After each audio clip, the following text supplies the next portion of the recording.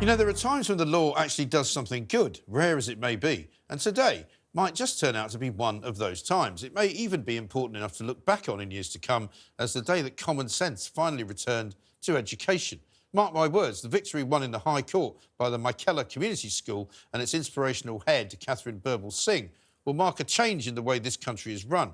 For too long, we have been a case of the tail wagging the dog in every area, be it education, transport policy, immigration, entertainment, and even sports. We have been cowed by minority interests, forced into setting up institutions and running them at the behest of the people who make the most noise. In this case, a pupil at the Michaela School brought a legal challenge to the rule over a ban at the school from public praying.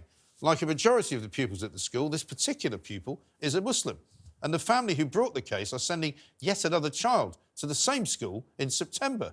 Worse than that, the legal action is thought to have cost us all £500,000, with at least £150,000 going on legal aid to the pupil's family. She argued that the banning of public prayer rituals was discriminatory and affected her faith. She said it would make religious minorities feel alienated from society.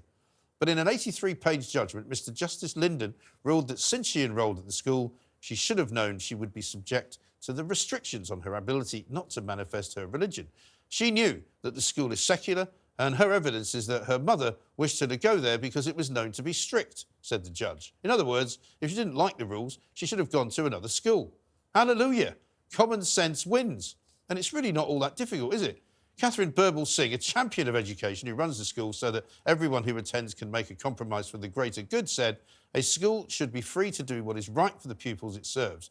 The court's decision is therefore a victory for all schools, and schools should not be forced by one child and her mother to change its approach simply because they have decided they don't like something at the school." Katharine is a little pessimistic that this might not be the end of it. But I'm hoping that it's now clear in law that there is no necessity to bow to the minority, that if you run something, you should be allowed to run it as you see fit, without it being altered because someone doesn't like it. Bravo to the High Court, and bravo to the head of the school who has the cojones to stand up for what she believes in. The Michaela School is one of the most successful in the country, and the vast majority of its pupils are from inner-city ethnic minorities. We should cherish people like Katharine Birbalsingh and celebrate her courage.